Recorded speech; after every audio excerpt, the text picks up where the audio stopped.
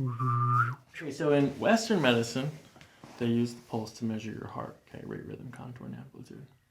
But in both traditional Chinese medicine and Ayurvedic medicine, which is the medicine from India, they use 3 points like this, and each point has a superficial and a deep, and each point refers to a body organ and an organ meridian.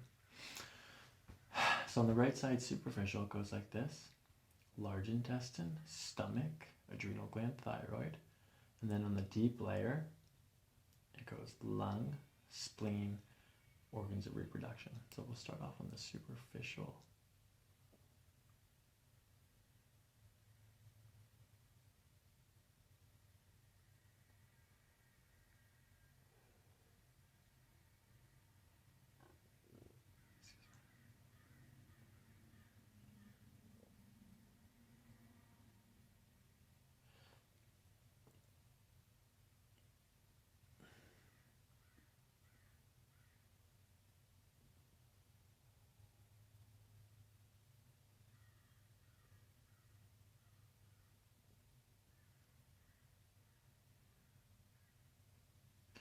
Okay, so the first thing that shows up for the large intestine, it moves very quickly for what the large intestine should move for. So you said you have a little bit of heartburn, right, or acid reflux. Mm-hmm. Do you have any dietary restrictions? No. Okay. Yeah. Do you never notice that you feel a certain way after you eat like dairy? Yeah. I don't eat the best all the time, you know. Okay, very good. So, a little bit of reflux, no restrictions in the diet. How are your bowel movements? By the pulse, it would say that they're fast. Yeah. I guess. Do you get constipated as well? No, not often. Okay.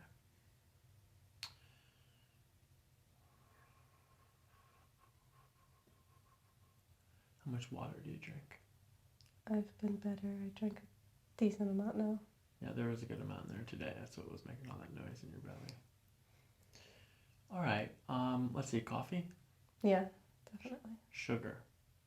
Yeah. Okay. There's more than just dietary restrictions. There's stress. It's like like a deer in headlights. That's what your intestine feels like. Let's go on to the next thing because we'll go a little bit deeper on that. Okay, so the next one is the stomach. The stomach comes through actually very strong.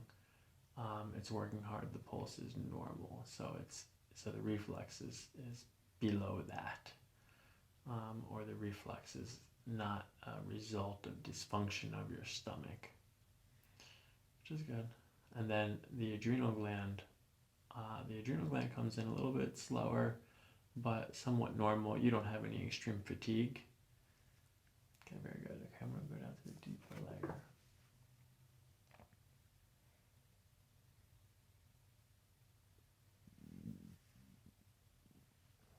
Good. See, it knows we're talking about it. Okay, lung comes through okay. Never any asthma. Mm-mm. The spleen is working very hard right now, so sinus infection would also match that. If you have you been sick otherwise recently? No, but it's been like a while. Long term. No.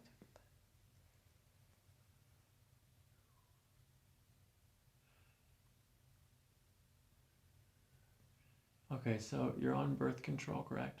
Mm-hmm. You before that, were your periods later? Yeah. Did you go without having a period ever? No. You always had one, so it's consistent, but like, Yeah. yeah, your pulse suggests it's the pulse is the same. The pulse it's there every time, but it's just coming through a little bit weaker than it should. But birth control made it normal. Yeah. Okay. Any cramping with the birth control? No. Mostly when I'm not on it. Gotcha.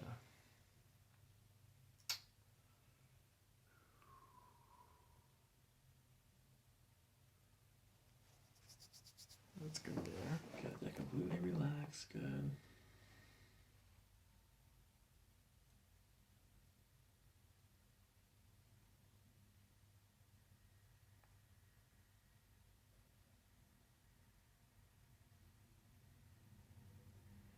Okay, so on the left side, superficial, goes gallbladder, urinary bladder, small intestine, and on the deeper, it goes kidney, liver, heart. So we'll start off on the superficial.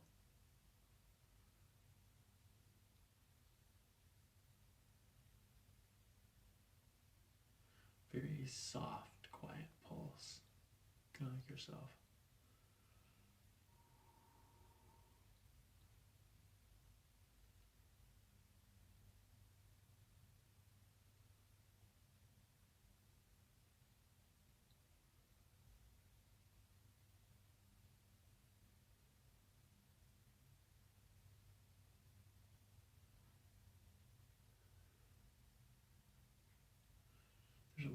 There's a little bit less of a signal coming from the pulse here on the what's called the kapha pulse. The gallbladder also looks like the kapha pulse on the other side.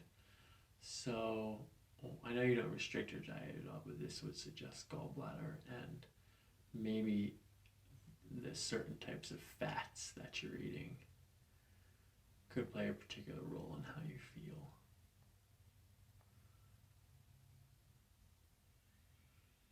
Urinary bladder is okay, no urinary tract infections.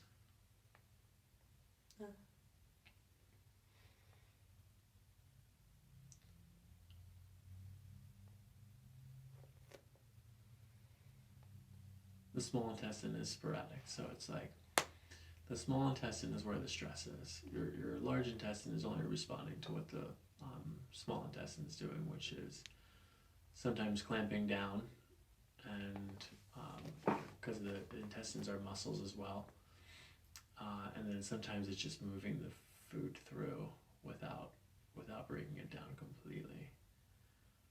And but I don't think that it's a result of your nervous system, or just your digestive system. So let's go down to the deep layer first.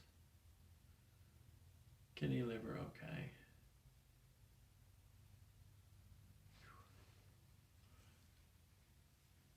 No conditions with your heart ever when you were a kid? No. Good, heart is good. Okay, do you know what the chakras are? To a degree. Okay, energy centers in your body. Everything in the universe is made up of energy. Some energy is higher frequency or more dense. Kind of like if you're looking at the matrix, like all the numbers coming down. But like we would see like those power lines out there, they would be like a little bit thicker, or we would see those birds moving, you know, it's different energy.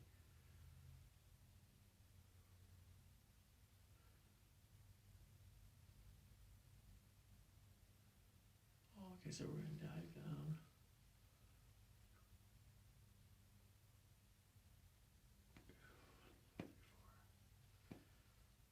Okay. This is all very this is all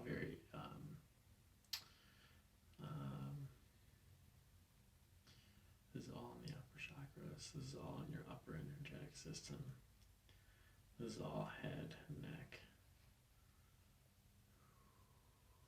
Root chakra is good. Do you still live in the same place that you were born? Mm-hmm. No difficulty. Root chakra, sacral chakra, good. Parents still together. Mm-hmm. It's good.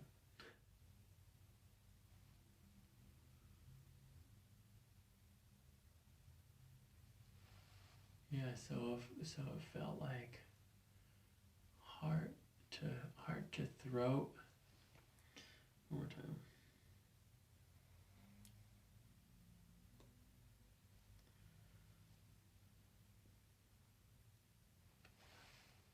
There's sixth chakra. I don't feel a whole lot of sixth chakra. That's here. That has to do with like your ability to envision, not only in a creative way, but also in a insightful way. You know, so insight is when something comes from the back, and then you're allowed to preview maybe like what the future would look like. You know what I mean? Like if we saw someone crossing the street, and like the car was coming. You know, our brains calculate the mathematics of that, and we're like, they're gonna hit. So it's kind of the same way, but nothing physical is happening in our reality, but we're still able to foresee something because either our brain or our energetic system or a combination of both are making advanced calculations beyond our conscious control. So sometimes it comes in like that, okay, into the third eye, sixth chakra, right? This is all pineal gland work. But then the front of the chakra is about when you actually have a creative purpose, right? It's about setting intention. The sixth chakra is insight and intention. And so intention means like, well, what do you want to be when you grow up, Melissa? Yeah, I think having that clear vision's good, but I actually am a pretty indecisive person. Aha. Yeah, entirely. Okay, good. So that's what sixth chakra is. It's, yeah. Oh, actually, I'm sorry. No, that's actually more third chakra. Once you make up your mind, then you do it? Yeah. All right, so that's third chakra. But like, if you're having trouble making up your mind, okay, so you have to start with the hawk medicine, which is the trees from the forest, and then you have to go down to the trees. So like, you start with like, what does it look like at the end? You know what I mean? When you're completely done, like, what do you want to amass this thing? And then like, then you jump down into the trees. Like, what does each individual, piece of art look like? And it seems like you're already doing that. And so I guess that the real medicine for you then is trust. Yeah, being able to trust yourself and trust the universe. Yeah, I trust the process of nature. That's the mantra that anytime you're in a decision, I trust the process of nature. Is an easy way to start, but then also to like really figuring out where your fears are coming from. Like, what are you scared of? Indecisiveness comes from fear. What are you scared of? I'll make the wrong decision. Mm-hmm. Or like, it's just, yeah, I don't know. Well, there are no wrong decisions, as long as you learn from it. If it's a mistake, quote unquote, then it's not a mistake if you learn from it. Yeah. Or I won't know how to do it correctly. Correct. Okay, so and like, this is just one of the things where like in life, the only way to get better at it is to do it. Mm-hmm. So you have to get as many decisions as possible on your plate and make the decisions and make wrong decisions, learn from it, know that it's okay to make wrong decisions. Okay, this might have set me back a little bit of time, or it might have cost me a little bit more money. But ultimately, the more decisions you make, the more confident you'll get in them, and the less indecisive you'll be. Like a habit almost, or like a natural tendency. Yes, but see, it's not your natural tendency, and it's too late now. Your brain's already developed, and it never will be your natural tendency, which means that you'll either have high points and low points, and your high points will be making decisions easily, whether they're right or wrong, and then your low points will be indecisiveness, and those low points will be marked by periods of like your nutrition, your exercise, the quality of your relationships around you, like those kinds of things will all feed into your decisiveness and indecisiveness. Like, the more things are settled around you, the more decisive that you'll be. You know what I mean? When you have your shit together is the best way to put it. But also, my thing with making decisions is sometimes it don't like negatively affecting other people with those decisions. So it's like, I can be firm in what I want, but I know if I do that, I'm slightly hurting someone else, or if it's like, I'm not even hurting them, but I have to deliver bad news, or like... Yeah, you don't want to be a martyr. You're a martyr. You're putting yourself, you're sacrificing yourself.